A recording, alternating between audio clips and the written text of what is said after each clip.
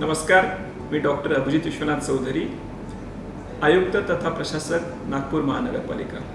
आपल्या सगळ्यांना कल्पना आहे, भारतीय निवडणूक आयोगाने लोकसभेच्या सार्वत्रिक निवडणुकीचा कार्यक्रम जाहीर केलेला आहे। त्यातल्या प्रथम फेजमध्ये म्हणजे 19 एप्रिल 2024 रोजी नागपूर लोकसभा मतदारसंघात देखील मतदान आहे। नागपूर लोकसभा मतदारसंघामध्ये साधारणतः 22 लाख मतदार जे आहेत ते रजिस्टर्ड आहेत।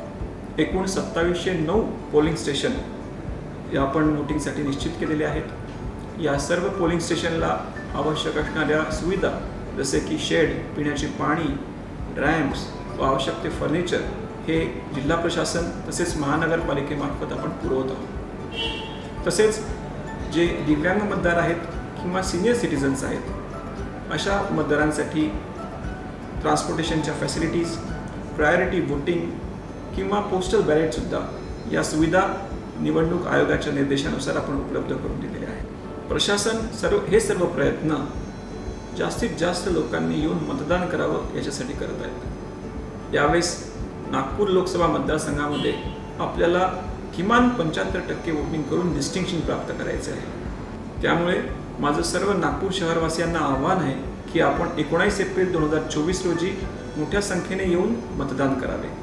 या सर्वात मोठ्या उत्सवामध्ये आपण सर्वजण सहभागी आहात हे दर्शवण्यासाठी हा व्हिडिओ आपण शेअर करा।